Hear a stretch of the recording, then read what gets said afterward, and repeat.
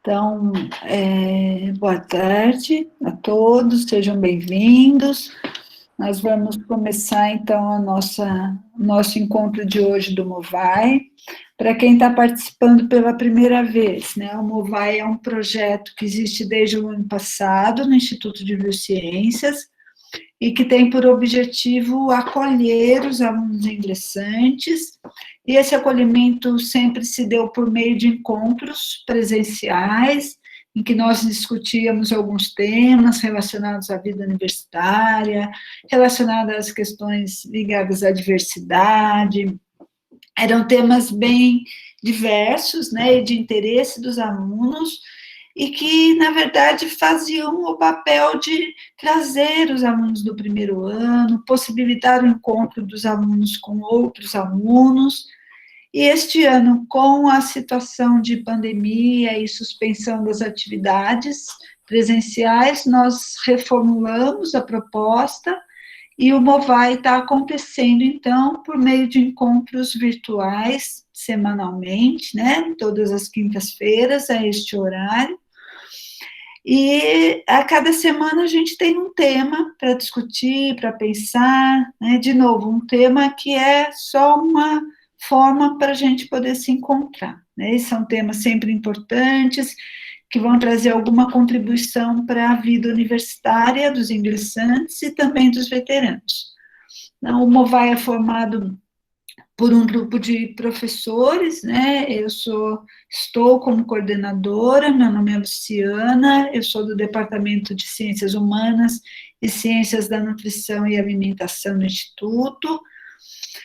Temos a professora Cíntia, ela vai se apresentar, e também temos outros professores e temos vários alunos que participam do projeto, que representam os diferentes anos dos cursos, que representam o centro acadêmico, a comissão de recepção, o grupo PET. Então, é um grupo bem grande, né, que pensa os encontros, que organiza as propostas.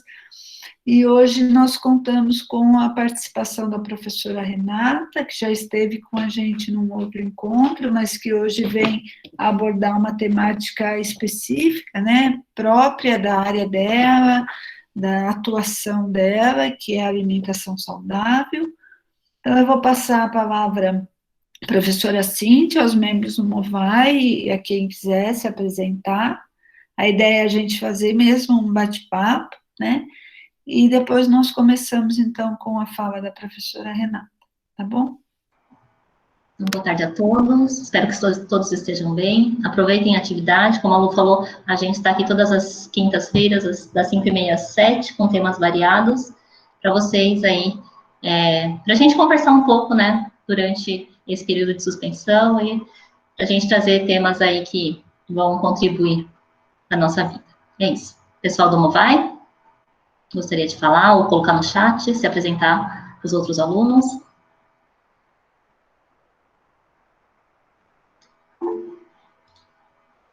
A Mariana está colocando aqui, ó, boa tarde, pessoal, meu nome é Mariana, terceiro ano da Bionoturno, represento junto com a Carolina a recepção do IB, boa atividade.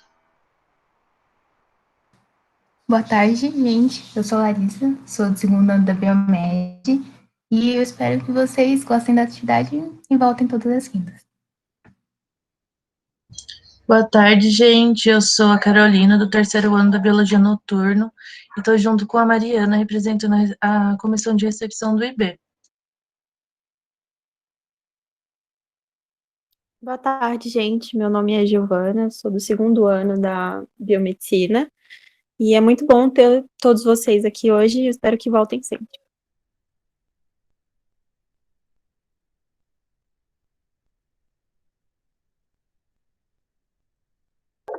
Oi, gente, boa tarde. Meu nome é Jonathan, sou do terceiro ano da Biologia Noturno, sou integrante do grupo Movai e também do grupo PET-CBB, estou aqui representando eles e espero que vocês aproveitem a nossa atividade de hoje.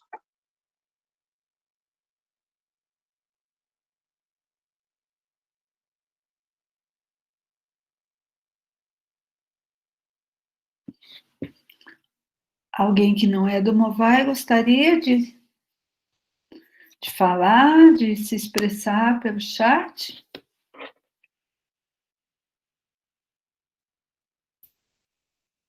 A Renata, do 5º ano da Biomed, também na verdade, do grupo. Aproveitem a atividade e acompanhem a nossa programação pelas redes sociais. Daqui a pouco a gente põe aqui também as redes sociais do Grupo Movai. Obrigada, Renata.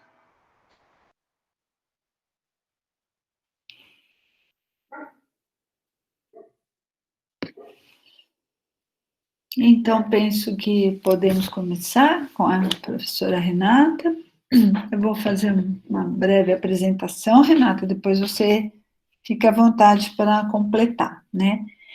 Então, eu começo agradecendo, em nome do grupo, a participação da Renata, né?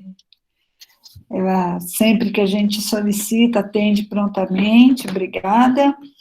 Penso que esse tema é um tema sempre importante, né, mas em tempos de pandemia ainda mais, né, a gente fica no computador e basicamente comendo, né, Renata, assim, além da ansiedade, a gente fica mesmo presa num ambiente, e aí a fome, a vontade de comer, e nem sempre a alimentação saudável. Então, se esse tema é importante, neste contexto, eu penso que a importância fica ainda ressaltada, né? Então, obrigada pela sua participação.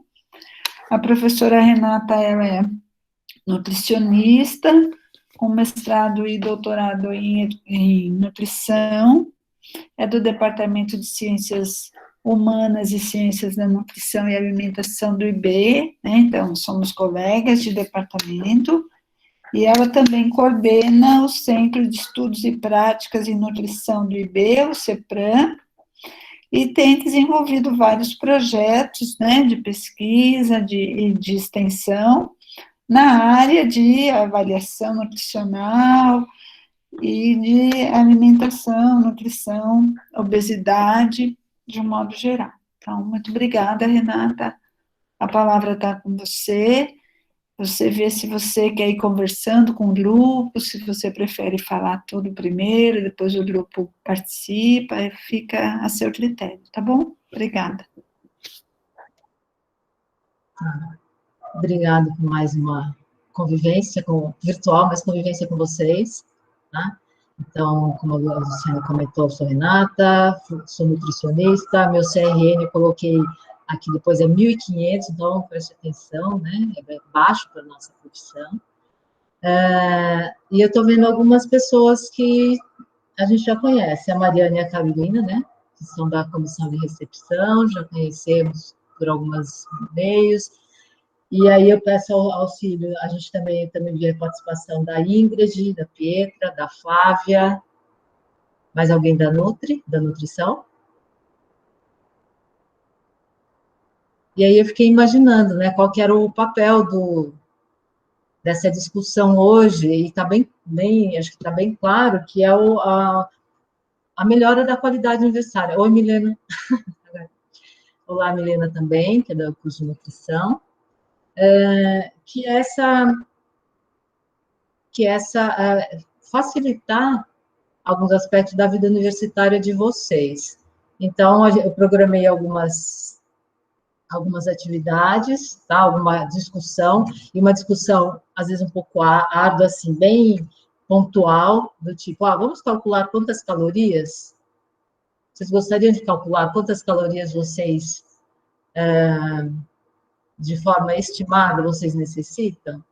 A gente trouxe algumas propostas, mas penso que deve ser, né, pensamos todos, acho que deve ser na forma de conversa, para saber qual é a demanda mesmo, qual é a preocupação, como que vocês se viram, né, numa situação de estar fora de casa, a grande maioria de vocês, e nesse momento, como que vocês estão lidando com a rotina e com uma alimentação que possivelmente está diferente, como a Luciana comentou.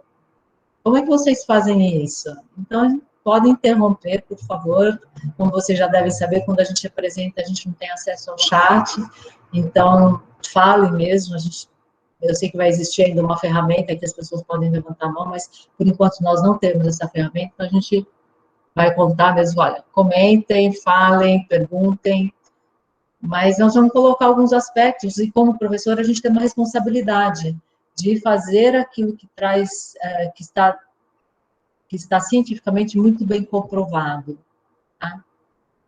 E penso que em várias áreas, mas em especial, né, com certeza porque a gente lida com essa área também, a nutrição tem muitas informações, muita pesquisa em todas as áreas, mas muita informação e muita informação inadequada, que não auxilia, tá, as pessoas aos seus resultados, muito pelo contrário. Tá? Então, eu trouxe, então, para vocês também algumas ideias do que realmente a gente reconhece cientificamente diante do que nós temos na mídia, muitas vezes de forma inadequada, ou seja, fakes. Tá? E eu propus, então, para a gente começar a nossa discussão, eu propus uma atividade, eu vou começar a compartilhar, uma atividade que a Cíntia vai me ajudar, e vocês também, quem tiver já alguma facilidade.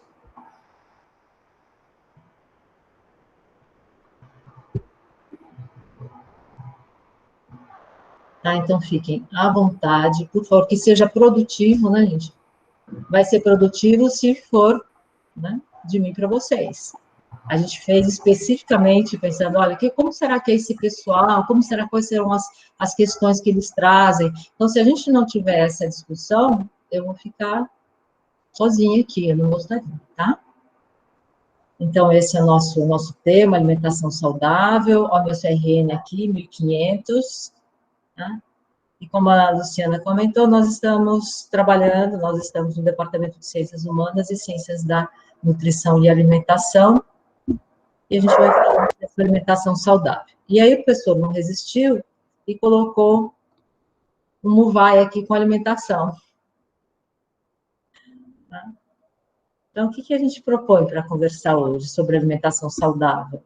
Vamos falar um pouquinho dos guias, que eles têm exatamente o objetivo, os guias que foram feitos por especialistas e que a gente estuda e que a gente inclui na nossa rotina quando a gente fala com a população, com criança, ou numa população que precisa de atendimento, porque tem uma hipertensão, por exemplo. Então, a gente vai falar desses guias que nós utilizamos, vamos falar um pouco de como que a gente pode saber se a gente está se alimentando bem ou não, quanto que eu preciso de energia, de nutrientes, tá? E o que a gente considera atualmente, não apenas uma forma de a minha alimentação, o que eu preciso, mas o que a gente deve considerar dentro de uma alimentação adequada, tá?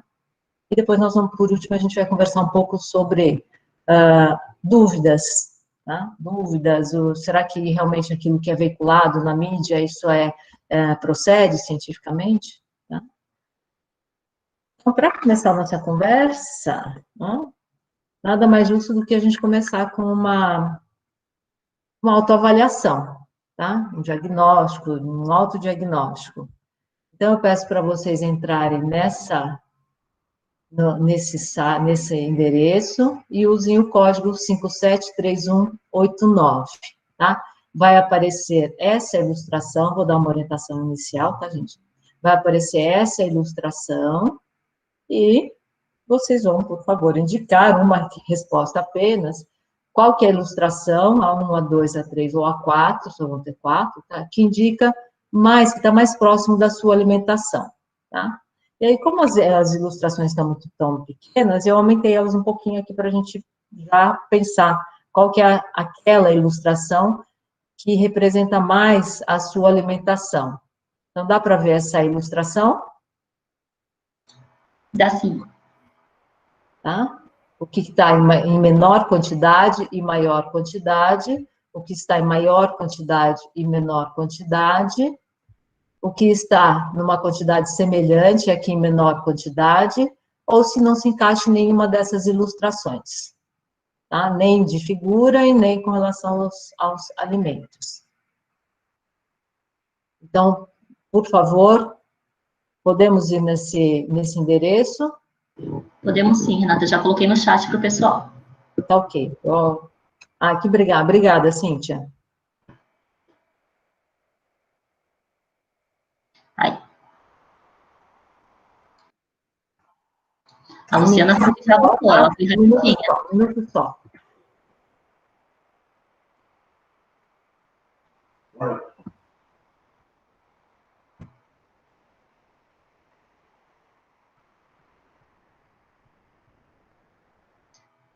Renata, você vai abrir o... Eu vou, eu tive um contratempo. Ah, O pessoal já está votando. e aqui não está sendo compartilhado o resultado, né? Tá sim. A gente está vendo. Está subindo 17, está ótimo. Tá sim, Renata. Boa experiência. Vocês não estão... Vamos lá. Eu não sei quantas pessoas a gente está hoje, mas penso que... 44, Renata. Isso. 43, né, com você. Tem uma tela. 43. Todo mundo está conseguindo acessar, pessoal? Se tiverem dificuldade, quiserem colocar no chat, a gente espera um pouquinho mais. Opa. Eu não botei.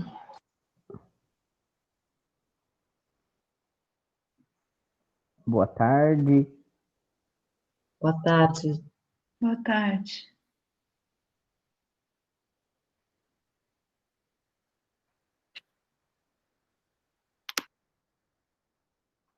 Vamos fazer um print.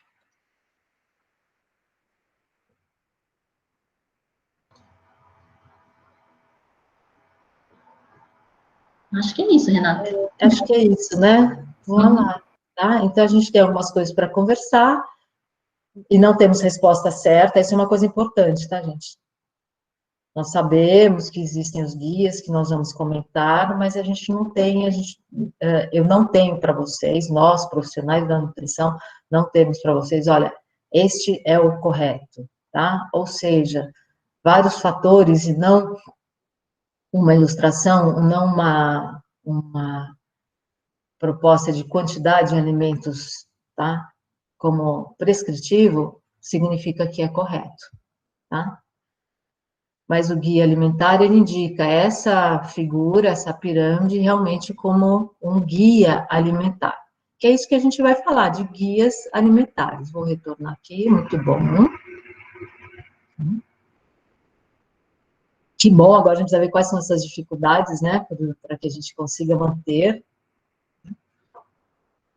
essa alimentação. E aí tem uma autora que é a Garcia, ela discute que essa é uma alimentação mais adequada, né, um guia alimentar, então, né, e essa é uma alimentação que as pessoas fazem hoje. Vocês viram que nem todo mundo, nós temos duas, né, anônimo, tá, gente, não se preocupem, nós temos uma parte apenas das pessoas que fazem uma alimentação do que é considerado, por esse autor e por alguns levantamentos que são feitos na população, que realmente a gente tem um consumo elevado de fast food, tá? De alimentos processados, tá? E menor quantidade de alimentos in natura, ok?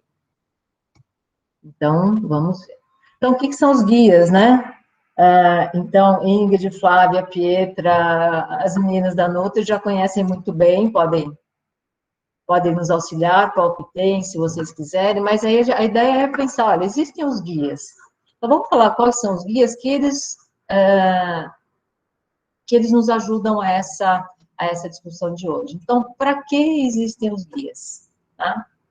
Eu coloquei aqui o nomezinho na nossa personagem, representando vocês, mas eu coloquei o nome dela tem o N com E, não tem?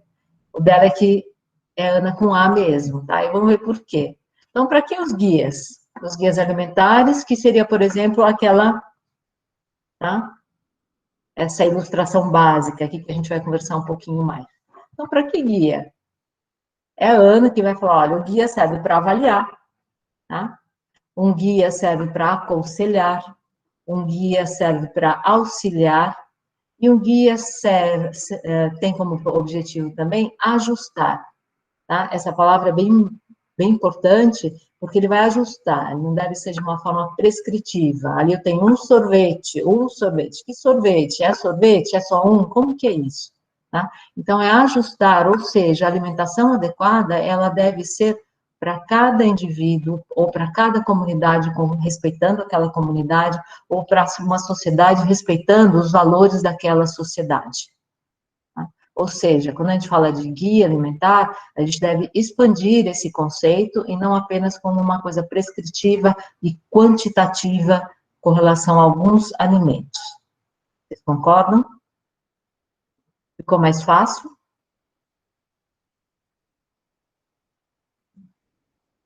O pessoal está concordando aqui, Renata. Bom, eu gostei dessa ilustração, deixa eu jogar. Eu tinha retirado, mas eu gostei dela, que ela fala assim, dá uma olhada, vê se vocês conseguem nesse momento de... Eu vou aumentar ela um pouquinho, para a gente fazer essa reflexão junto, né? E todos nós aqui somos da área na área de biológica, então a gente conhece a bioquímica, a gente conhece componentes bioquímicos, ou seja, componentes, inclusive, dos alimentos. Eu achei interessante isso, que ele fala de carboidratos complexos. Né? O que é um carboidrato complexo, né?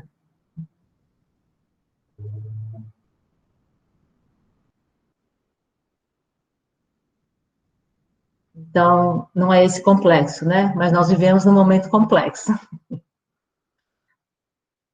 Então, vamos lá. Então, a gente conhece esses conteúdos, mas como que é a alimentação, e principalmente, como que eu posso melhorar, tá? E para que melhorar, isso também é uma coisa, é um aspecto importante, tá? Então, voltando aos guias, vamos falar primeiro dessa parte mais dura, né, que indica, que é mais prescritiva.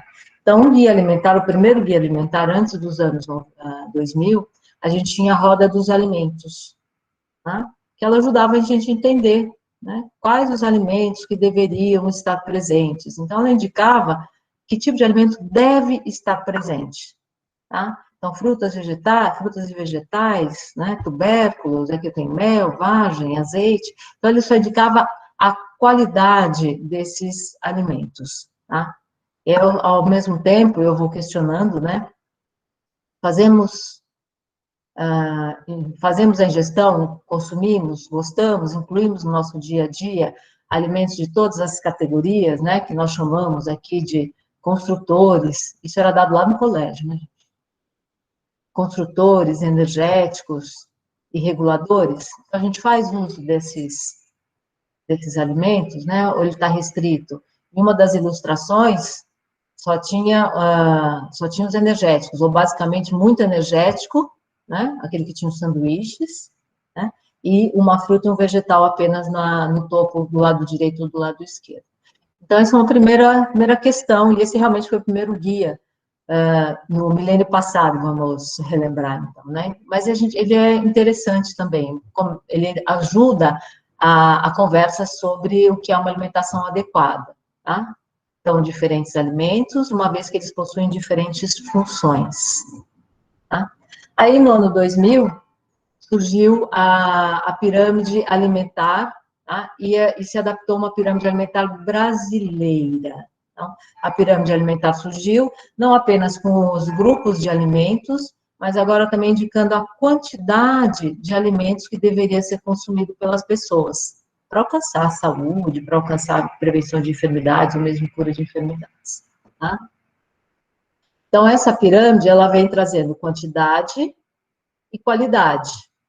Além disso, os carboidratos complexos, antes eles estavam juntos com os simples, e agora os complexos ficaram na base da pirâmide. Então, essa é a pirâmide, que acho que muitos de vocês, né, pelas respostas que foram dadas, conhecem. Aqui a gente tem as porções, tá? Esse é um outro problema, mas a gente vai conversar um pouquinho. Um problema assim, esse também é uma outra discussão, tá? Então, a base da nossa alimentação são carboidratos complexos. Daí já traz um questionamento. E se não tiver carboidrato, isso é saudável? Vamos deixar lá para o final, para vocês aguentarem ficar até o final. Então, carboidratos, sim, eles estão presentes dentro do que é considerado uma alimentação saudável, em quantidades menores do que carboidratos, frutas e hortaliças, tá? Isso é por dia, tá, gente? Não é por semana. Produtos lácteos e outras fontes proteicas, tá? Como carne, ovos e leguminosas, especificamente o feijão. Tá? Óleos e gorduras, seria manteiga, seria uma fritura, ou chocolate e açúcares. Né? Então, aqui a gente tem a pirâmide, o que é uma guia alimentar quanti e qualitativo. Ok? Na verdade, essa ilustração, ela não é brasileira, e eu vou destacar aqui porque não. Deixa eu colocar aqui, ó. E o feijão está aqui, olha. Mas como ela era mais ilustrativa, né, mas vamos usar a brasileira, adaptada para a nossa população, onde a leguminosa é uma importante fonte proteica. Tá? Então, se existe uma restrição de outras fontes proteicas, como, por exemplo, uma alimentação vegetariana, as leguminosas devem estar presentes, tá? Em mais do que uma porção, ok? Então, essa é só uma ilustração da pirâmide brasileira, destacando aqui as leguminosas, dentro do papel que elas têm nos nossos hábitos alimentares. Então, esse foi um guia que surgiu então, em 1999, adaptado para a população brasileira, ajuda a gente a avaliar a nossa alimentação, ajuda nós a ajustarmos a nossa alimentação para aquilo que é considerado mais adequado. Tá? Em seguida, há uns anos atrás, eu não saberia especificar exatamente qual foi o ano, surgiu o MyPlate, prato saudável. Tá? Ele surgiu, então, na Universidade de Harvard, que criou, então, essa ilustração. Então, sempre para fazer um guia, uma orientação para as pessoas que precisam avaliar ou de um aconselhamento, de um ajuste para ter uma alimentação saudável. Então, esse MyPlate, ou prato saudável, ele distribui em porções, onde eu tenho a qualidade, tá? E qualidades de diferentes grupos alimentares e também quantidade. Notem que nesse meu prato saudável, ou MyPlate, como ele surgiu inicialmente, metade do prato, eles propuseram como sendo apenas de alimentos de origem vegetal, tá? Mas ele teve uma meia-vida curta, tá? A gente pode chamar assim dentro da nossa área, uma meia-vida curta, mas também é um instrumento de avaliação e, em especial, de educação, orientação, aconselhamento nutricional, tá? Com todos os seus ingredientes e fontes principais de nutrientes para cada grupo de alimentos. Esse meu prato saudável, a gente vai destacar que esse meio prato aqui, essas porções que incluem metade da alimentação, tá sendo de vegetais, elas são um difícil alvo de ser atingido. Aí, voltando um pouco para a pirâmide alimentar, eu tenho uma proposta para a gente falar um pouquinho o que é essa pirâmide, como que eu posso saber, tá? Se são, nessa base da pirâmide, se são 5 ou são 9 porções. Quanto que eu devo consumir? E o que é uma porção? Né? Então, como que eu posso chegar mais próximo de uma alimentação, tá? Dentro de um papel prescritivo, dentro de uma linha prescritiva, né? Como que eu posso chegar numa alimentação saudável? Então, são 5 ou são 9 porções? 1 ou 2? Tá? 3 ou 5 porções de frutas? Então, a gente tem esse número de porções, tá? Para determinado valor calórico. Então, se eu tiver 1.600 calorias, são 5 porções. Se a minha necessidade for 2.800, a minha está aqui, tá? Se a minha necessidade for 2.800 quilocalorias, são 9 porções, tá? Frutas, né?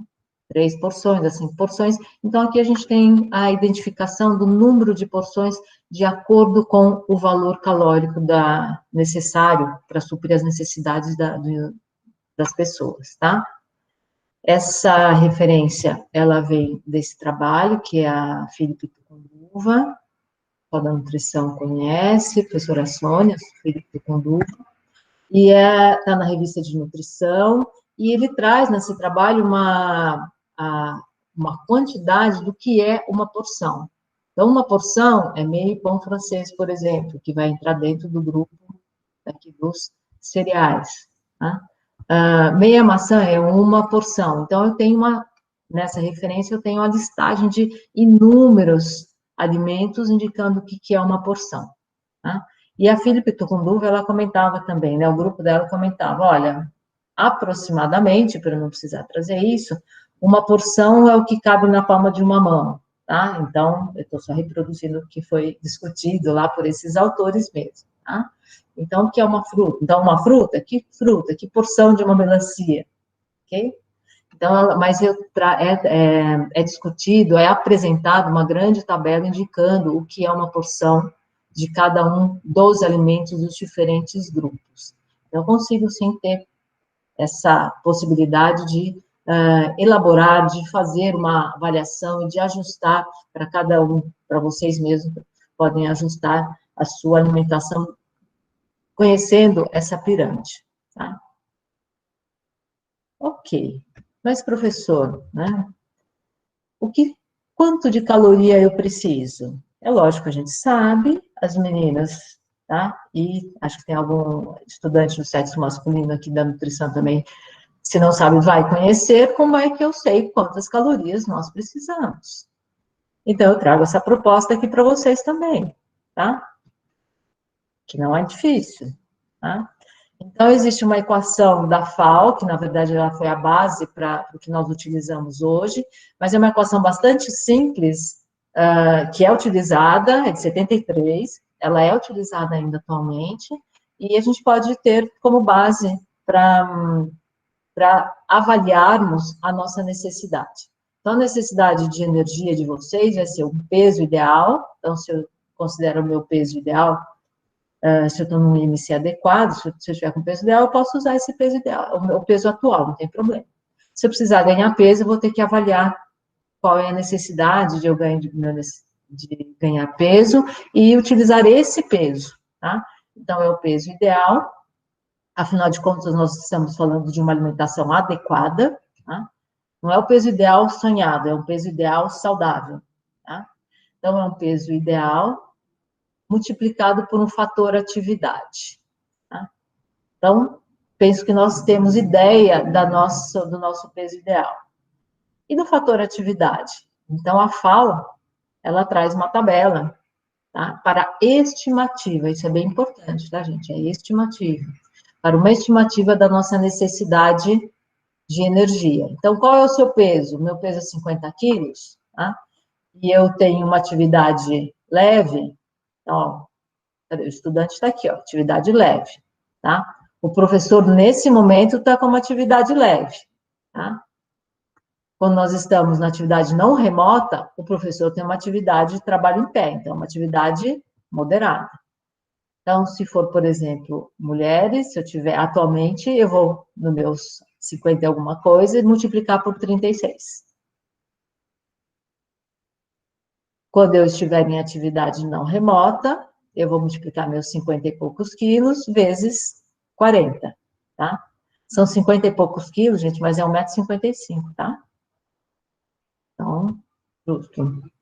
Um IMC próximo de 22. Ok? Então, vocês podem calcular. Simples, tá? Efetivo e uma estimativa. Existem outras classes de atividade, tá? Se tiver algum herói que faça uma atividade muito ativa ou excepcionalmente ativa, os valores são bem maiores, né? Que vão indicar, então, qual é a sua necessidade de energia total, tá? Tanto para o repouso, já necessidade do dia, ok? Tudo bem? Alguém deu mais que 2.600? Meu Deus. Qual a sua atividade? Qual o seu nome, por favor?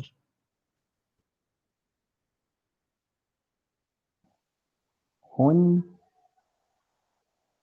E quanto deu, Rony? 3.913. Uau! Ok, então você pode, daquelas... Oi? O Rony perguntou, ele fez a pergunta, quando devemos procurar nutricionista? no chat antes, né? Eu ia fazer essa pergunta no final, mas como ele se manifestou, acho que talvez você possa falar alguma coisa agora. Tá. Nós temos acesso a muita... É uma pergunta difícil, viu? Alguma das meninas, algum dos estudantes quer se pronunciar? Tem alguma opinião? Só a Carla falou que não conhecia essa, eu acho que é essa forma de avaliação, talvez. A Carla está no... Professora, acho que sempre, né? Acho que quanto antes melhor. A gente muitas vezes pensa em procurar a questão de um profissional da saúde quando a gente está com alguma doença ou com algum problema já consolidado, né? E muitas vezes o papel do nutricionista pode ser de orientação e de toda a construção de um hábito alimentar e de várias atividades, né? Valeu, muito obrigada. Quando que normalmente, né, a gente tem essa procura? Onde a pessoa está num ciclo, numa fase de vida especial, com demandas especiais. Então, uma criança, então na fase de desenvolvimento, tá? Esses são os mais... Pessoal, como vocês estão vendo, eu moro ao lado da catedral. É um privilégio também, né?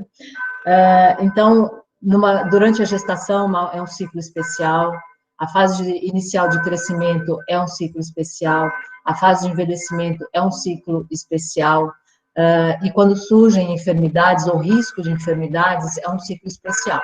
Mas não há necessidade de a gente fazer uma busca, né, para uma cura, mas sim para uma prevenção. Tá? E diante dos hábitos que a gente tem hoje, existem riscos bem elevados de enfermidades crônicas, tá? Que eu não preciso nem listar para vocês, né? Hipertensão, diabetes, e a síndrome metabólica, tá? E, infelizmente, eu tenho que fazer, que bom que eu fiquei sabendo dessa situação, mas, infelizmente, logo que a gente chegou na universidade, a gente foi convidado para trabalhar com crianças, para dar uma palestra para pais. E os pais, eles relataram crianças com 2 anos, crianças com hipercolesterolemia. Aí eu falo para você, seria interessante, é bom, então, ter uma orientação em todas as fases da vida. Nós temos, na primeira fase da vida, uma preocupação com o desenvolvimento, na fase da adolescência, com desenvolvimento e também com transtornos, né? Na fase adulta, com a prevenção de doenças crônicas, tá? E no envelhecimento, ajustar a alimentação, que ela ela deve ser mais específica, considerando todas as mudanças fisiológicas, psicológicas, sociais, econômicas do indivíduo na fase de envelhecimento. Então, vocês mesmos responderam, né? Então, é melhor para que ocorra uma prevenção. Tá? Mas ela ocorre, então, em especial nesse ciclo de vida, onde a necessidade ela é modificada. Então, gestação, lactação, a criança em desenvolvimento. Tá? Na adolescência, a gente tem todos esses riscos atuais de distúrbios comportamentais, então é importante também. Ou seja, todas, tá? Em algumas com maior atenção. Ok? E aí vocês conheciam essa forma de cálculo de energia, é isso?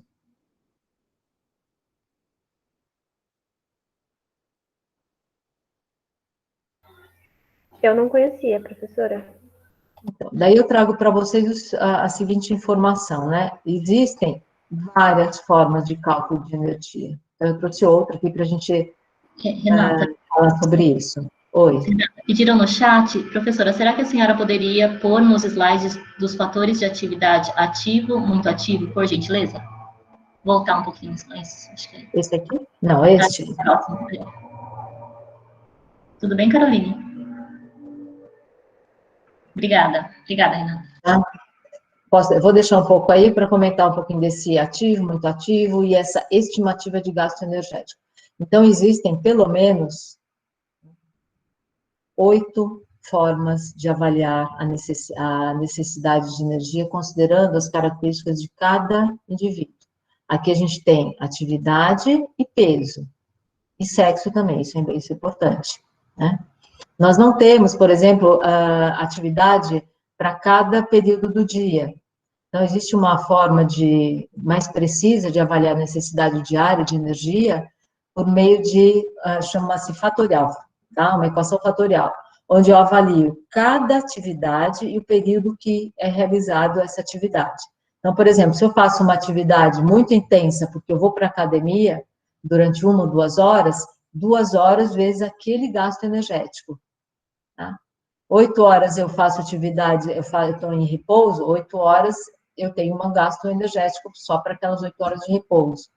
4 horas estudando, eu tenho uma atividade para aquela atividade de menor gasto energético. Então, esse método fatorial, ele vai indicar as 24 horas e qual é o gasto de energia para cada atividade em cada hora do dia. Então, ela é mais precisa, tá? Mas sempre, de qualquer maneira, é uma estimativa, tá? Porque o organismo pode ser, né? Pode não, ele é diferente. Mas são estimativas que foram avaliadas com um grupo de indivíduos. Ok? Mas eu trouxe 2 equações para a gente mostrar, olha, existem pelo menos 8 equações para esse cálculo. E nos rótulos de alimentos, não sei se vocês já perceberam, já leram, no rótulo de alimento ele traz valor diário, tá? Que é indicado 2.000 calorias, tá? Que foi uma estimativa feita pelo Ministério, que indicaria a necessidade média da população brasileira. Considerando o tipo de trabalho da população brasileira, nós temos um trabalho mais ativo fisicamente ou menos ativo? Um trabalho mais braçal ou menos braçal? A gente tem que olhar com cuidado também essas 2.000 quilocalorias. Tá? Então, eu trouxe para vocês essa equação mais rápida, simples, nos ajuda a ter essa percepção, mas elas são estimativas e não é a única forma de avaliar. Mas é importante a gente ter esse dado mais concreto, né, já que a gente está falando da quantidade de energia e das porções de alimentos. Tudo bem?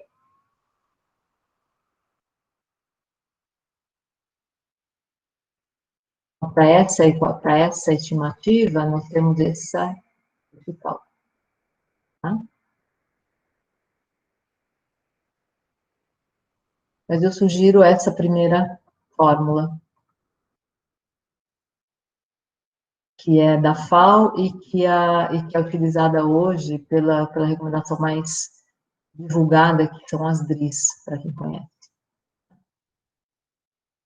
Aí eu falei que era um peso ideal, né?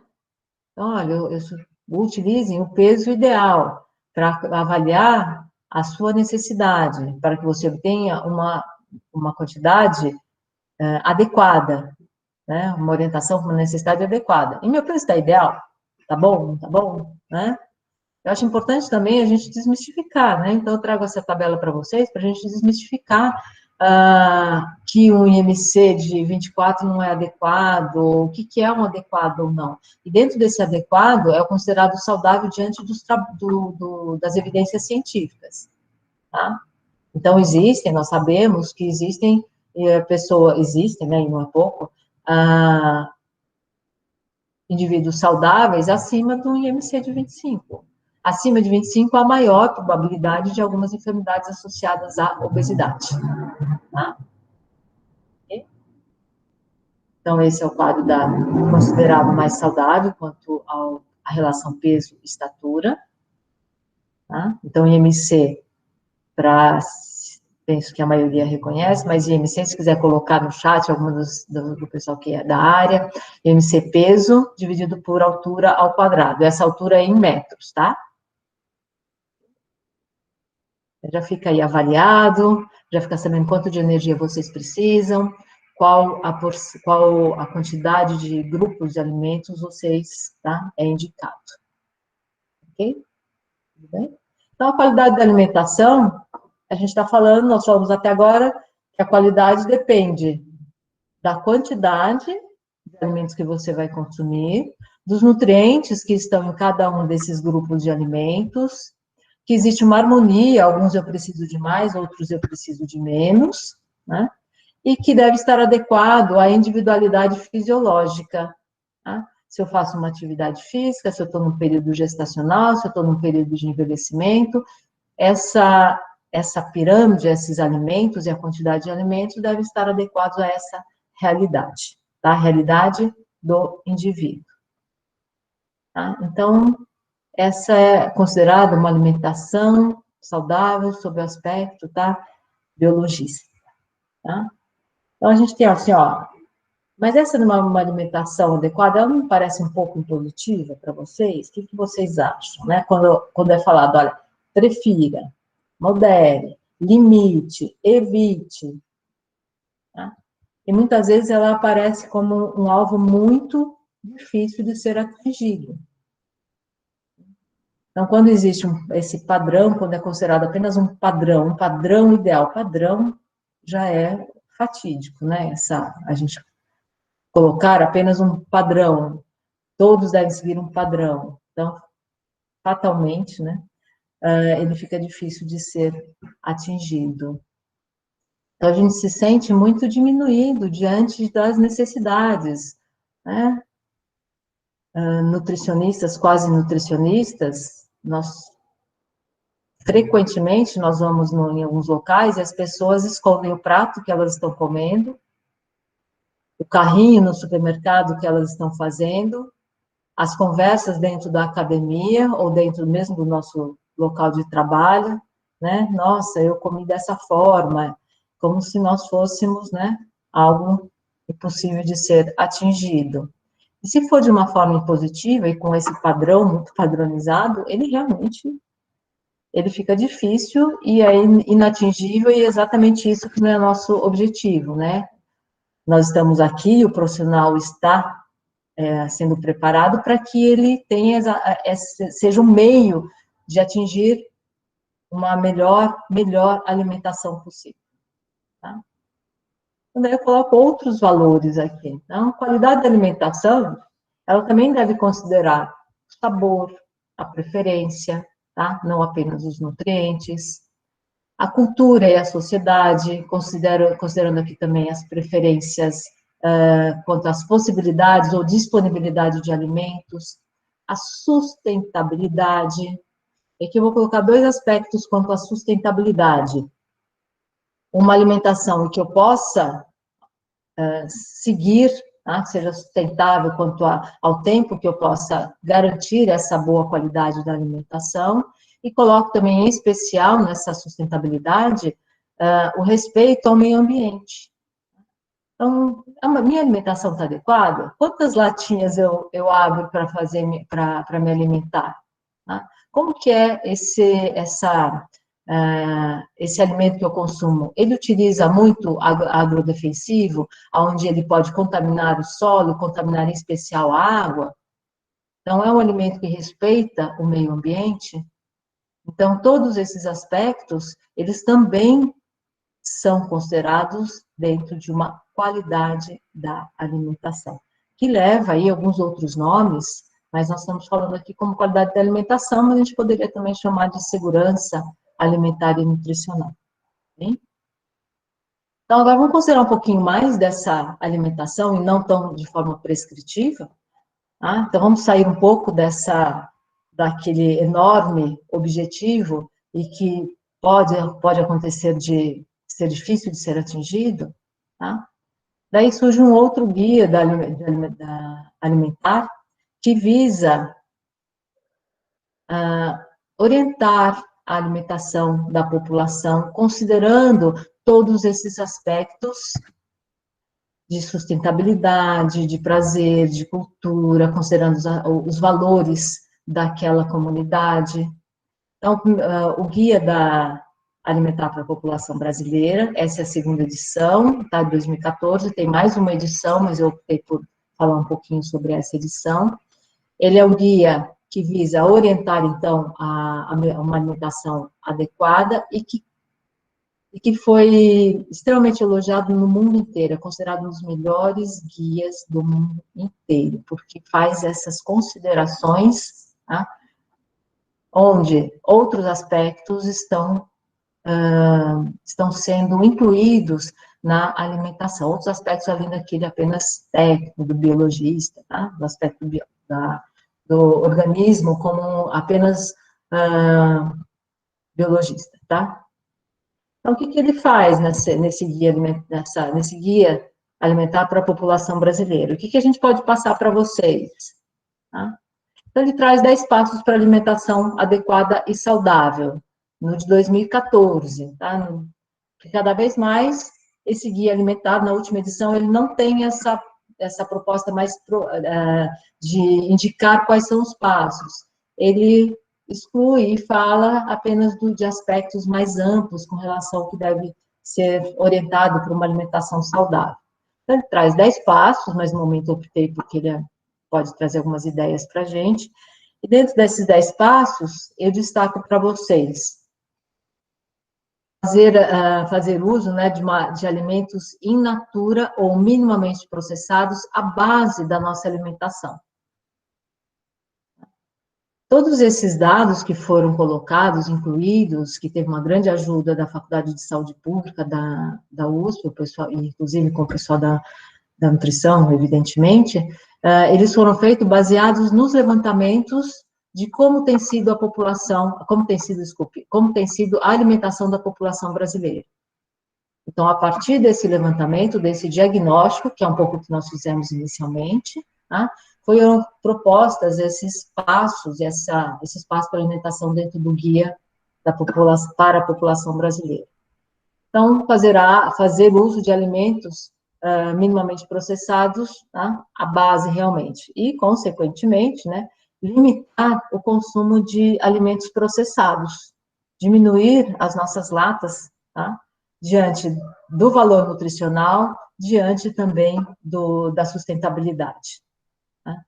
Evitar o consumo de alimentos ultraprocessados, o que estava presente naquela pirâmide invertida que nós colocamos inicialmente, que uma percentagem pequena, mas uma percentagem pequena de vocês descreveu como o seu hábito alimentar. Tá? Então, evitar o consumo de alimentos ultraprocessados.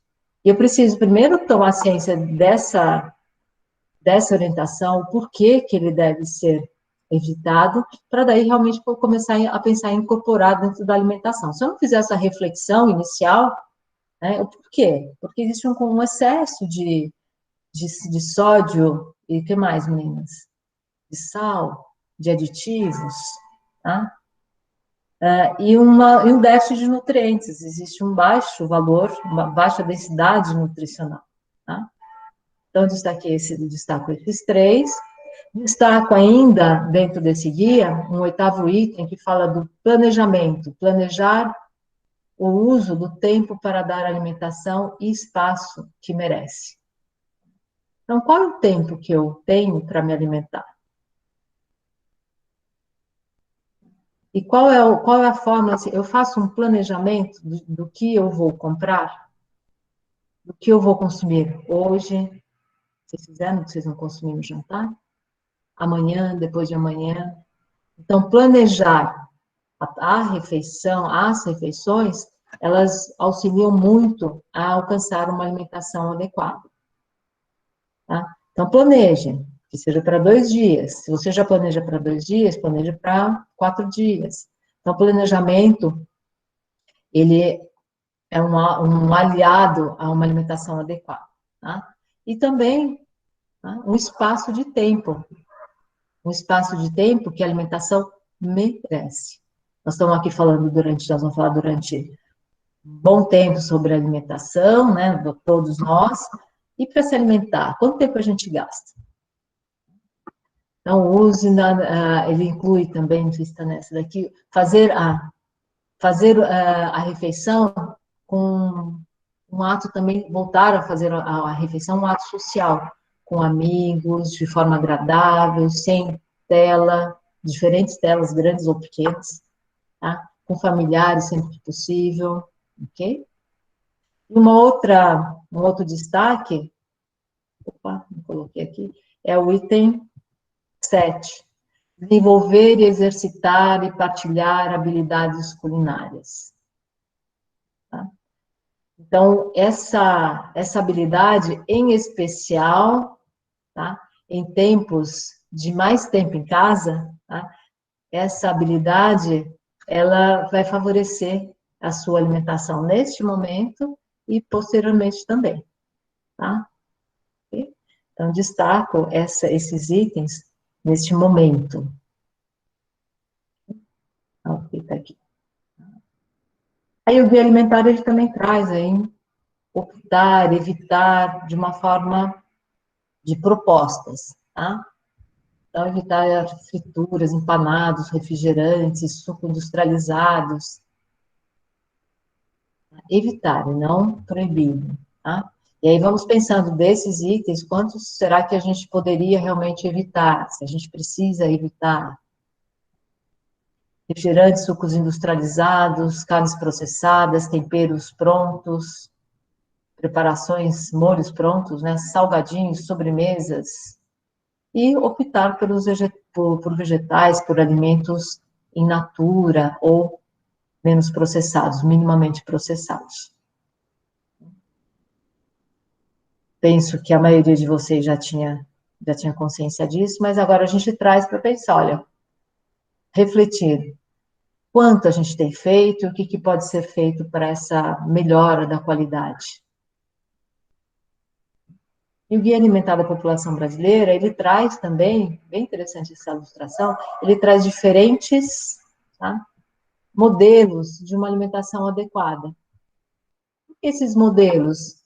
Porque esses modelos indicam hábitos da região sul, hábitos da região nordeste. Eu não saberia nem dizer exatamente quais são os alimentos que tem aqui, mas vamos colocar algumas coisas que a gente gosta, um baião de dois,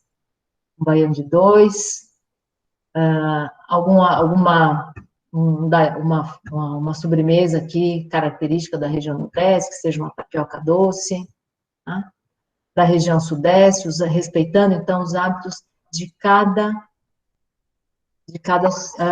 região do país, tá? Ou seja, ele incorpora aí os valores culturais. Então, a gente tem e deve ser considerado, né, o alimento como um valor cultural, ele é um patrimônio cultural, e no Brasil ele é um patrimônio cultural, e muitos patrimônios diferentes nós temos quanto a nossos alimentos, nossa alimentação. Tá? Então, a gente tem na qualidade da alimentação, incluído aí todos esses outros aspectos, né, que não apenas das necessidades fisiológicas. Então, sabor, preferência, eles devem sim ser incluídos, tá? E aqui eu considerei, pensando nessa ilustração, tá? Acho que o símbolo da nutrição é uma balança, tá? Eu acho que a balança, ela deve considerar dentro de um prato da balança, vamos pensar a balança mais antiga, né? O prato da balança de equilíbrio. Então, o símbolo da nutrição é uma balança, não por causa de peso, mas por causa do equilíbrio entre a necessidade e o que é ingerido. Então, todos esse cone que a gente colocou aqui, falando de nutrientes, de quantidade, qualidade, necessidade segundo cada indivíduo, sabor, preferência, sustentabilidade, considerando, então, uma alimentação segundo a cultura e os aspectos sociais ou mesmo econômicos. Então, eu teria 2 pratos da balança para as necessidades do indivíduo. Então, a alimentação, ela deve ser compreendida com esse aspecto bem mais amplo. Tá? Então, quando eu estou me alimentando, o que é o hábito de se alimentar? Tá? É a ingestão de nutrientes simples? Não, de jeito nenhum, e nem deve ser. Então, esse conceito, ele tem sido ampliado, né, para considerar uma alimentação adequada, ok?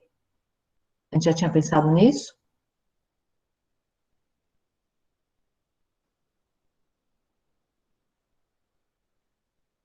E aí eu trouxe para vocês a problemática das fakes.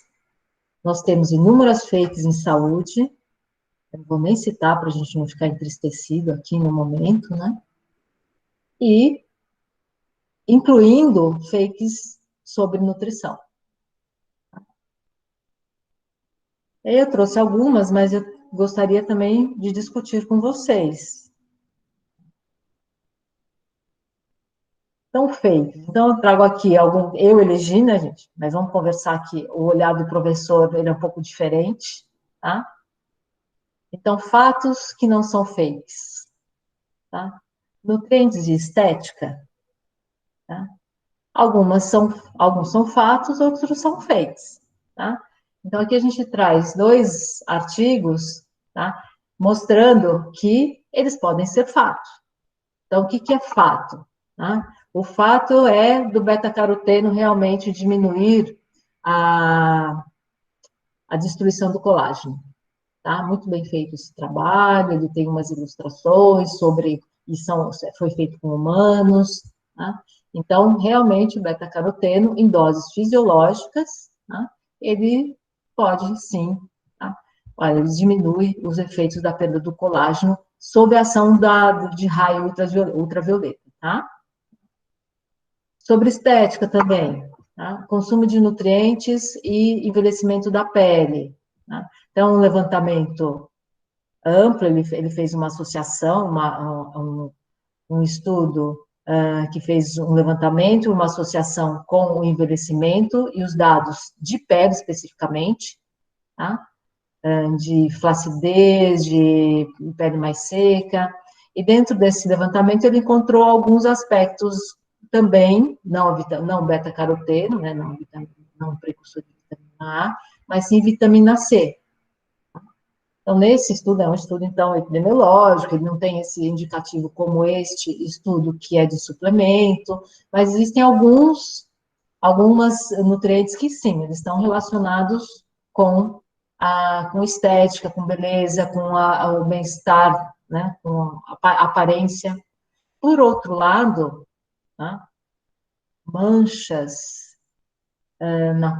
manchas na pele, manchas na unha, tá? Muitas dessas propostas são fakes, infelizmente, tá? Senão tudo poderia ser resolvido, né, com uma boa dose de vitaminas.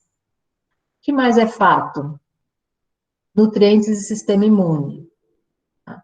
Então, o sistema imune, ele tem como alvo de funcionamento os nutrientes. Então, vários nutrientes, a deficiência de vários nutrientes, eles acarretam numa diminuição do sistema imune. Entre eles, zinco, entre eles, a vitamina A, entre eles, a proteína. Entre não eles, vitamina D. Tá? Que tem sido bastante discutido. Eu vou colocando algumas aqui, tá? Suplemento proteico para atleta, coloquei em letras maiúsculas aqui, gente, tá? Não praticante de exercício físico regular, tá? Que pode alcançar as necessidades proteicas, que podem ser maiores, sim, do que o não praticante de exercício físico regular, tá? Mas ele consegue alcançar com a alimentação. Se ele não conseguir fazer uma alimentação por falta de tempo, aí ele pode usar um suplemento. Mas suplemento proteico para atleta, sim, isso não é fake, é fato, certamente vocês já sabiam, mas alguns suplementos apenas. Por exemplo, a alanina, ela parece que não está ainda liberada como suplemento, tá? Mas, meninas, algum suplemento proteico que vocês possam me auxiliar?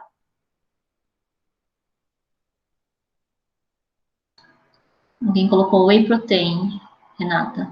Whey protein, whey protein, o que é whey protein, gente? Qual que é a tradução mesmo? Acho que é proteína de leite, se eu não me engano. A Pietra colocou creatinina. Boa. Whey protein é proteína do soro de leite, Renata, desculpa. Oi? Soro do leite. Isso.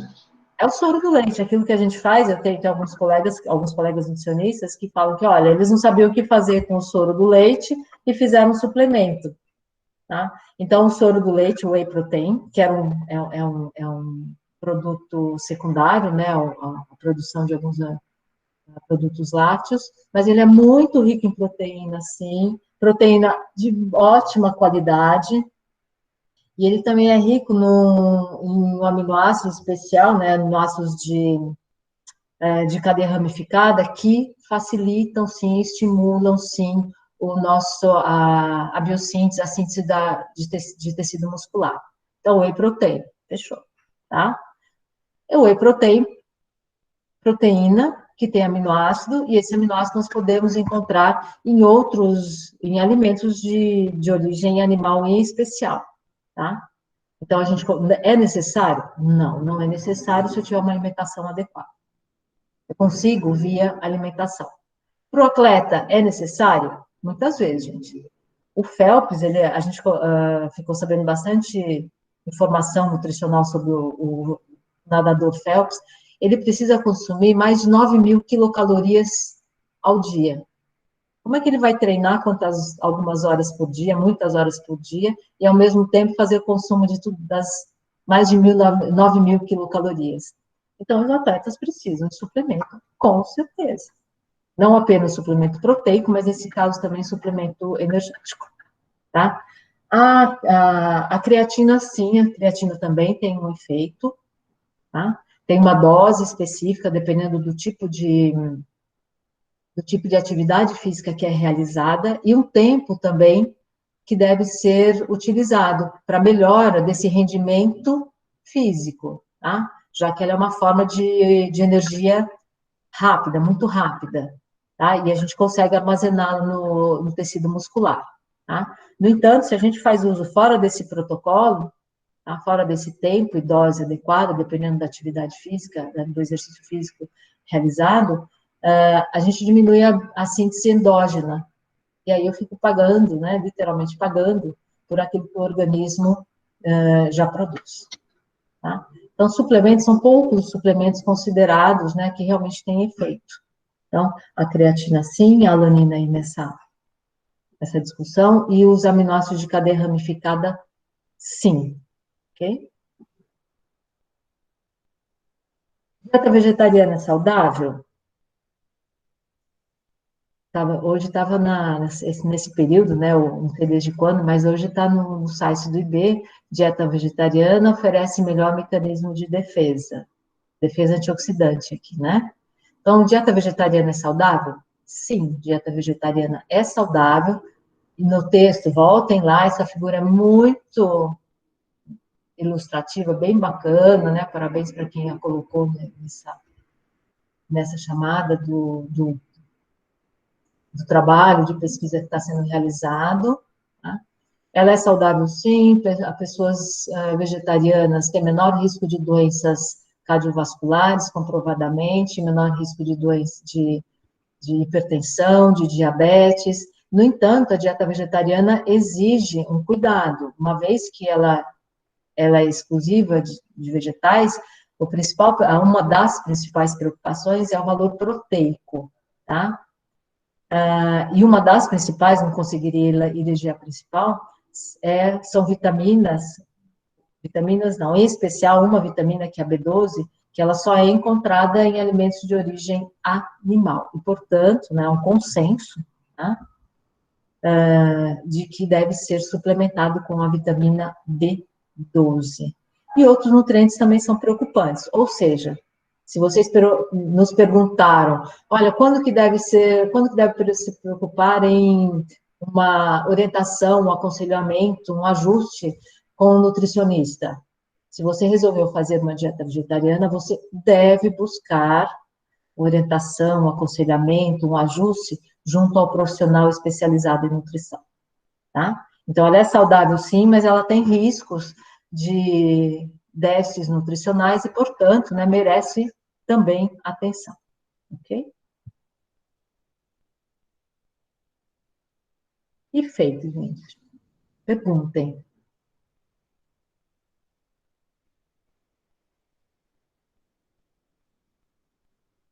Tá? Vou colocar umas fakes aqui, porque certamente a gente não vai vencer essas dúvidas. Pois não, alguém vai abrir o microfone. Na verdade, eu abri para falar que, por enquanto, não tem perguntas, só estão elogiando a palestra. Eu teria muitas perguntas para vocês. Pode começar a fazer, Renata, daí quem sabe eles começam a se desinibir um pouquinho e falar mais no chat. Eu já coloquei, né? Opa! Aí eu coloquei fakes não fatos. E aí a gente vai gerar uma série de discussões, né? E não pense que essas discussões são apenas em um âmbito de amigos ou de não especialistas. Isso vai também para discussões em congressos internacionais com experts, tá? E aí eu não ia colocar a resposta aqui, mas eu já coloquei, né? Fakes não fatos. O jejum emagrece? Eu já coloquei, com certeza, né, gente? Se eu preciso de 1.600, o Rony precisa de 3.913 quilocalorias, se ele ficar em jejum, certamente vai emagrecer, né, Rony? Então, e o jejum intermitente? Como que ele acontece? Né? Então, a comunidade científica está preocupada também com isso, tá? Há algum tempo, desde que surgiu essa ideia. Então, se eu fizer um jejum de algumas horas, existem diferentes níveis de jejum, não é assim, gente? Eu vou aprendendo com vocês também, né? Diferentes níveis de jejum. Se eu fizer um jejum maior ou menor, isso interfere na percepção da fome? Para quem já fez, sabe que sim, tá? E comprovadamente sabe-se que sim, interfere na sensação, na percepção da fome, tá? O que não é ainda sabido é o que vai acontecer ao longo do tempo. Né? Isso vai reverter, eu vou ter depois um efeito rebote, o que vai acontecer? Então, sim, ele interfere sim na percepção de fome, diminui essa percepção de fome. Os estudos, eles são feitos em estudos de curto prazo, então a gente não sabe o que vai acontecer a longo prazo, tá? Por outro lado, a gente está falando de alimentação, e não de não alimentação. Né? Então, quando a gente tem se a gente vai fazer uma orientação e a pessoa gostaria de fazer um jejum intermitente, ela está fazendo, tá? Nós respeitamos aquele indivíduo no seu contexto, respeitamos as suas preferências, as suas opções de vida, as suas interferências culturais, filosóficas até mesmo. No entanto, a gente vai ajustando tudo isso e, aos poucos, é obrigação do profissional de saúde e profissional de nutrição orientar o que se conhece sobre esses modismos, tá? Suplemento, ok? Então, o jejum emagrece, sim. Tá? Eu fiz jejum, não exagerando, né? Suplementos antioxidantes são necessários? Não, não são necessários. Tá? Os antioxidantes, eles estão presentes nos alimentos. Tá? A gente tem algumas vitaminas que têm além de serem nutrientes, eles também têm um aspecto, também agem no organismo como antioxidantes, então eles têm duas ações diferentes, e não há necessidade de suplementos de acordo com os estudos até o momento. Tá? E antioxidantes que são vitaminas, antioxidantes que estão presentes em vegetais. E aí eu faço uma observação da dieta vegetariana. A dieta vegetariana é muito rica em antioxidante.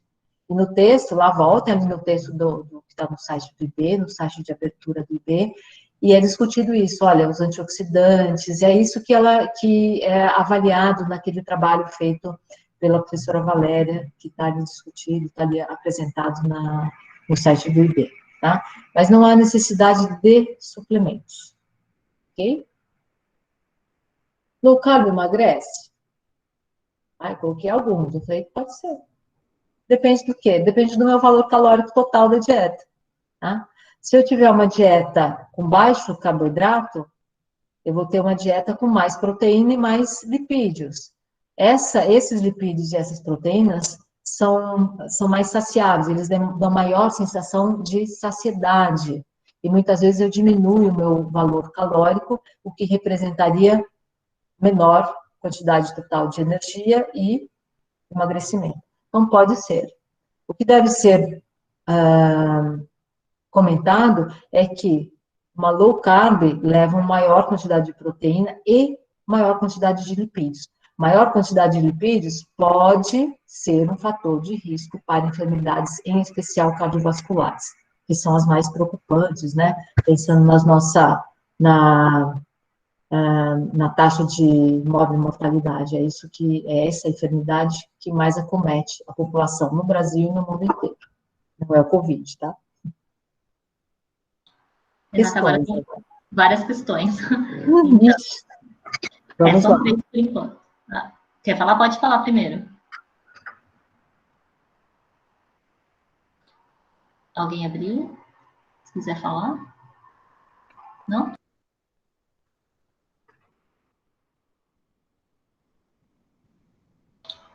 Vou fazer as do chat, então. Tá ótimo, Sérgio.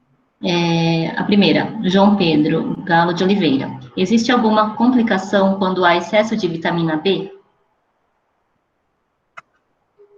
Sim, João Pedro. Tá? As doses de excesso, elas são bem elevadas, essa é uma preocupação, bem lembrado, tá? As vitaminas, elas têm um excesso, elas têm o que a gente chama de limite de consumo, tá? Tem sim, tá? Para a maioria delas já está bem determinado, tanto a quantidade que deve ser ingerida, quanto a quantidade máxima que pode ser ingerida, não hoje e amanhã, mas sim de uma forma crônica, tá? A vitamina D é difícil a gente atingir esse patamar, tá? Mas ela leva uma calcificação dos tecidos moles, do baço, uma calcificação do pulmão, tá? Então, existe sim, para a vitamina D, existe sim essa toxicidade, vamos colocar dessa forma, tá? Aí o Jonathan perguntou, e as famosas dietas detox, elas oferecem riscos? Se sim, quais? O João Pedro agradeceu. O Jonathan, né, que perguntou do detox. Agora foi o Jonathan, isso. Normalmente, Jonathan, essas dietas detox, elas vêm assim, com frutas, com verduras, então é um suco de couve, com limão, com algumas frutas, elas vão favorecer o consumo de vegetais, elas não vão ter o efeito de diminuir elas por si só, né? De diminuir uma hipertensão ou de emagrecer, mas ela vai favorecer o consumo desses nutrientes, desses vegetais. Então, é uma forma de consumir esses alimentos saudáveis. Tá? Então, não, ela não teria esse efeito pensando nesse tipo de detox, tá? É esse que você pensou? Quais são os ingredientes desse detox? É que muitas vezes, né, professora, as pessoas acabam, não sei, pelo menos as vezes que eu vi, as pessoas associaram isso à perda de peso.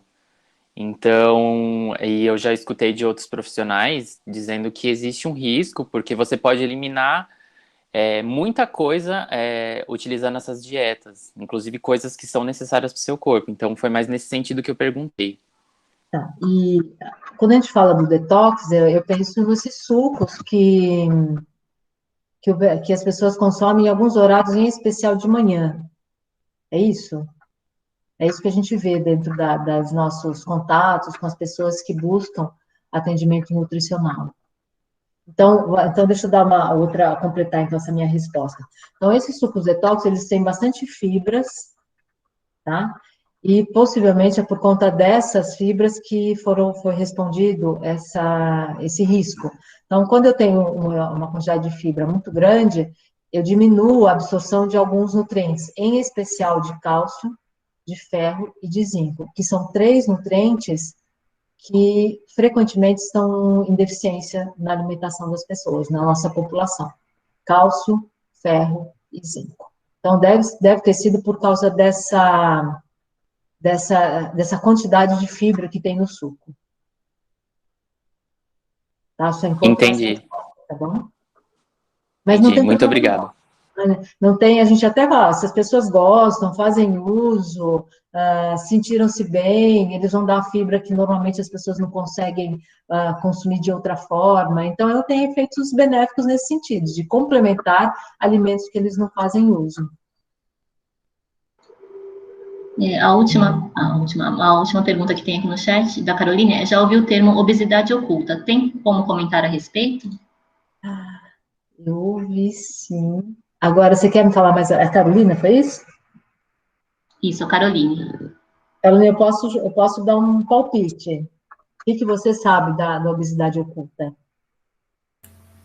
Oi, professora. Oi. Então, acredito que a primeira vez que eu ouvi foi durante uma aula de fisiologia humana, que a docente responsável, ela tinha comentado sobre pessoas que se encontram num IMC considerado normal, porém o percentual de gordura está próximo do 30%, que já é considerado obesidade.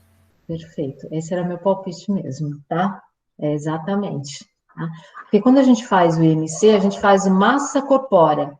Então, eu estou avaliando o quê? O peso dos ossos, o peso dos órgãos, o peso do tecido muscular, o peso do tecido adiposo. Tá? Então, eu estou avaliando um total. Ele é um índice muito criticado nas áreas que avaliam, que consideram o peso como um indicador, tá? Mas é o mais utilizado. É isso mesmo. Tá? Então, eu posso ter aquela obesidade, aquele excesso de tecido adiposo, tá? E não ter o IMC comprometido, que é aquele IMC de acima de 25, né? 25 a 29 já é considerado sobrepeso. E imagina para isso a dificuldade, porque se ele tem esse IMC, então uma massa total baixa, uma massa total que não leva a um IMC calculado maior do que 25, imagina o que ele não tem de baixa massa muscular. Tem como a gente calcular isso? Tem sim, tá? Como que a gente pode avaliar isso? Por alguns métodos mais sensíveis e talvez um que vocês conheçam mais, que nas academias ele é mais amplamente divulgado, que é por meio do adipômetro, que é aquele compasso que faz uma avaliação do tecido adiposo em determinados pontos, em especial na altura do tríceps ou do bíceps. Tá? E daí a gente consegue avaliar, estimar o tecido adiposo, independente do total corpóreo, do total da massa corpórea. Ou a bioimpedância, tá? Que também é um método acessível. Tá? Mas tem sim, bem lembrado. E aí, ou seja, as pessoas precisam ser melhor, né, avaliadas de forma mais adequada, avaliar de forma mais profunda. Tá? E ainda comento que, quando o IMC já está alterado, muitas coisas alteraram, né? A alimentação já foi inadequada há muito tempo, ele já está numa inatividade física há muito tempo. Então, quando a gente avalia o peso, significa que nós estamos numa etapa avançada de um estado nutricional inadequado. Nós estamos numa etapa avançada de uma alimentação inadequada. Já está há muito tempo ali instalado. Ok, muito obrigada. Obrigada a você. Aí, agora, Renata, acho que é a última pergunta. E a dieta do tipo sanguíneo? E o que devemos considerar? Foi a Nayana que perguntou. A dieta do tipo sanguíneo, ela indica o seguinte: se eu tenho tipo O negativo, tem alguns alimentos, uma lista de alimentos. Isso acontece para algumas outras propostas, né? Se eu tenho, vamos lá, um tipo sanguíneo, eu tenho alguns alimentos O negativo, por exemplo, que é o meu. Eu tenho alguns alimentos que eu não posso consumir, por exemplo, café e berinjela. Mas eu posso consumir abobrinha e chá, tá? Então, para cada grupo de alimentos, é uma proposta, né, é um estudo, para cada tipo de sanguíneo, eles indicam com um estudo prévio, uma proposta, né, gente, prévia de qual é a origem daquele tipo sanguíneo, de que área do mundo veio aquela população que traz essa informação genética que indica qual tipo sanguíneo. Ele consumia muito leite, por exemplo, naquela região? Não consumia. Então, se ele está hoje nessa região, com aquele histórico hereditário, eu vou chamar assim, ele não deveria consumir leite também. Então, são propostas históricas. Por outro lado, a gente tem um perfil genômico, né? Então, nós temos a nutrigenômica e a nutrigenética, que associam o perfil genético com as necessidades ou a utilização de nutrientes. Tá? Se eu utilizo mais ou menos, ou se eu preciso de mais ou menos nutriente. Então, existe sim, certamente, um perfil genético que determina a sua resposta a uma alimentação ou se você precisa de mais um nutriente ou mais algum composto funcional, para extrapolar um pouco mais para o nutriente, para compostos funcionais, tá? Então, existe sim uma relação genética-alimentação, como ele é utilizado, se eu preciso de mais ou não, ponto. Mas, quanto ao tipo sanguíneo, que também é determinado geneticamente, não, é uma fake. Tá? Por enquanto é uma fake. Tá? Eu coloquei o exemplo da abobrinha e da berinjela, porque as duas têm componentes semelhantes. Por que eu posso consumir uma e não posso consumir outra? Por que eu posso consumir o chá, que tem uma cafeína, e não posso consumir o café, que também tem cafeína? Então, é todo um mito, é toda uma proposta para as pessoas prestarem atenção na alimentação. Nesse aspecto, isso é interessante. As pessoas olham mais a alimentação com cuidado, né? E preocupando com relação à sua saúde.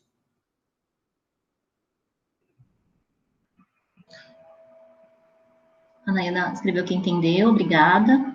E vou colocar o que a Beatriz pôs aqui, ó, com licença, mas sobre o jejum, já ouvi falar que não é indicado, pois o corpo acaba armazenando mais gordura, ainda ao longo do tempo, por entender que vai precisar dela depois, devido à não alimentação. Isso é verdade ou só lenda mesmo? Eu não sei quem falou, mas é perfeitamente. Beatriz, muito bem, exatamente isso, né? Então, o jejum emagrece, se você não ingerir nada, realmente você emagrece. Mas o que acontece quando você está num jejum? Que é o que acontece quando as pessoas diminuem o valor calórico, consomem menos, tá? Começam o emagrecimento, e aí há uma redução dessa velocidade de emagrecimento. Acontece um platô, não é verdade? Então, o que acontece? O organismo, ele não sabe se você está querendo emagrecer ou se você está no meio de uma situação de emergência, no meio de uma guerra, onde você não tem disponibilidade de alimentos. A guerra, literalmente, não a guerra interna, tá?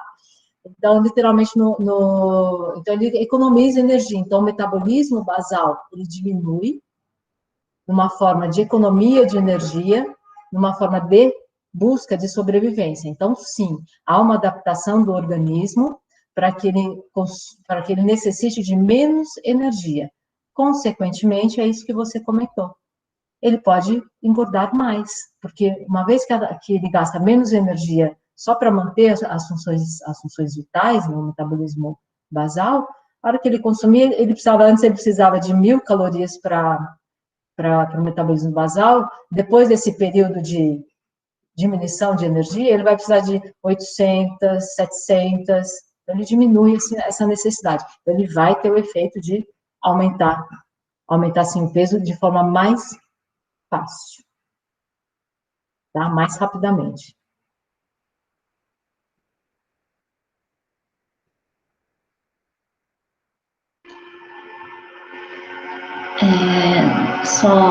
Renata, eu acho que é isso, a gente já está estourando no tempo aqui. Só vou pedir para o pessoal lembrar de avaliar a atividade, então eu coloquei informes aqui, e lá ela colocou um site, que é o site da USP, comentando sobre o guia para a população brasileira. Ali também tem o link para baixar o guia. Então, quem quiser baixar o guia que a professora Renata mencionou na palestra, pode acessar o link que ela colocou aqui. E a Beatriz falou, entendi, muito obrigada. Obrigada, Laila, por enviar esse guia. Bem legal, gente, bem pensando que ele é, então, um guia mesmo, né, que considera todos esses aspectos, tá bom? Só para falar para o Rony aqui, que ele perguntou se tem como me disponibilizar o material. Rony, essa atividade fica gravada e depois vai para o YouTube do Projeto Movai, tá bom? Se alguém do Movai puder colocar o link aqui para o YouTube do Movai, aí o Rony se inscreve e assim que a gente postar, você fica com o material. A Ingrid está falando aqui, muito obrigada, professoras, foi ótimo. Vou agradecer antes de passar para a Lu, então. Renata, muito obrigada por ter aceito o nosso... Não sei, você vai falar alguma coisa antes ou eu posso? Eu tenho sim, ó. Aqui está Renata maiúsculo, né? Mas é Renata em minúsculo. Eu agradeço, pessoal, né? Pensem, repensem esse período. Espero a gente, né, tenha um tempo para refletir. A gente precisa refletir para fazer mudanças, tá? Esse é o telefone. Na verdade, esse telefone é o meu, tá? Faz tanto tempo que a gente não vai na universidade que eu não me lembro mais do telefone do CEPRAM, mas eu coloco, eu corrijo e envio esse material, sim. Então, esse é o telefone do CEPRAM. O CEPRAM é o Centro de Práticas, é o Centro de Estudos e Práticas em Nutrição, tá? Onde a gente faz orientação, onde a gente discute, onde a gente faz o atendimento, alguns de vocês já devem conhecer, para orientação, seja para prevenção, seja para conhecer mais alimentação para alguma enfermidade ou para prevenção mesmo, tá? Bom descanso para vocês e bom jantar a todos e a todas. Renata, queria agradecer Obrigado, igualmente. Pode falar. Alguém abriu? Quer falar alguma coisa? O pessoal está agradecendo e falando que foi ótima a palestra aqui, Renata. Queria agradecer pelo aceite do convite, por ter participado mais um dia aqui com a gente. Sempre a gente troca experiências muito boas, né? Então, obrigada. E vou passar só agora para o Luciano. Obrigada, Cíntia. Renata, obrigada. Você viu que pelo tanto de perguntas aqui, a gente poderia ficar mais um tempão conversando, né? Acho que foram informações importantes, assim, simples, né? E que as pessoas podem realmente utilizar, né, na sua vida. Então, obrigada, viu, pela sua colaboração. Fique esperta que se a gente, né, aciona a Renata de novo, conforme for, assim, acho que foi bastante produtivo. Um bom descanso para você, para todos que estão aqui.